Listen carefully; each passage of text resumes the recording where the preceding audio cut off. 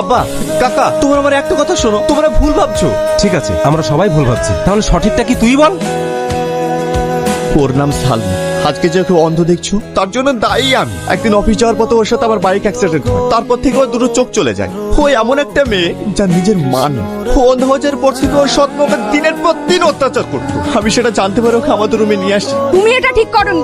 তোমার সাথে অ্যাক্সিডেন্ট হয়েছে, তুমি ওকে কিছু টাকা দিয়ে দেবে, রাস্তার ঝামেলা রাস্তায় মিটে যাবে, তাই বলে বোঝা মাথায় করে নিয়ে বাড়িতে আসতে হবে? জানো কাকি, আমি মাঝে মধ্যে অবাক হই। তোমার মনে দয় মায় বলতে কিচ্ছু নেই? তোর কাকি তো ঠিকই বলছে, কদিন বাদ দিয়ে তোর বিয়ে, তার মাঝখানে একটা মেয়েকে নিয়ে তুই বাড়িতে ঢুকেছিস। আমার বোনের মেয়ে ওকে পাগলের মতন ভালোবাসে। যেদিন থেকে বিয়ে ঠিক হয়েছে সেদিন থেকে টনি ছাড়া কিচ্ছু বোঝে না, আর তার মধ্যে অন্য একটা মেয়ে। চুপ কর না ছোট, ও তো বলছে মেয়েটা অসহায় বলে নিয়ে এসছে। আব্বা, কাকা, তোমরা আমার প্রতি বিশ্বাস রাখতে পারো। আমি এমন কোনো কাজ করব না যাতে তোমাদের মান সম্মান নষ্ট হয়। সবাই ওই বিশ্বাস নিয়েই থাকো। ও একটা মেয়ে নিয়ে চলে আসলো আর তুমি কিচ্ছু বললে না। এই বিয়ে নিয়ে যদি অশান্তি হয় আমি কিন্তু কাউকে ছেড়ে কথা বলবো না। কি হয়েছে খালা? কোথায় ছিলি তুই? একটু শপিং এ গিয়েছিলাম। ওয়াই করে বেড়া। এদিকে টনি বাড়িতে এসছে, সাথে করে একটা মেয়েও নিয়ে এসছে, সেদিকে তোর কোনো খেয়াল আছে? কি? হ্যাঁ, আবার ইয়াসিনের মুখে শুনলাম মেয়েটাকে না কেউ ভালোবাসে। এটা হতে পারে না, টনি শুধু আমার। কে কে এসেছে?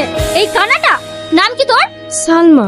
টনির সাথে তোর কিসের সম্পর্ক? ও আমার বন্ধু। শোন, ওই বন্ধু হতেই ঠিক আছে, বেশি গভীরে যাওয়ার চেষ্টা করবি না, কারণ টনি শুধু আমার। আর যদি অন্য কিছু শুনেছি, এখন দুটো চোখ হারিয়েছিস, পরে প্রাণটাও হারাবি। কথাটা মাথায় থাকে যেন। পল্লবী, কি আছে ওর? মাই এসেছিল, আপুকে জানাই তো বলে অপমান করে গেল। আপনাকে যে আমার একটাই অনুরোধ, আপনি আমাকে এখান থেকে অন্য কোথাও রেখে আসেন। আমি মানুষ এখানে, আমি যেখানে যাই সেখানেই অশান্তি। আমার জন্য অশান্তি কেটে আমি চাই না।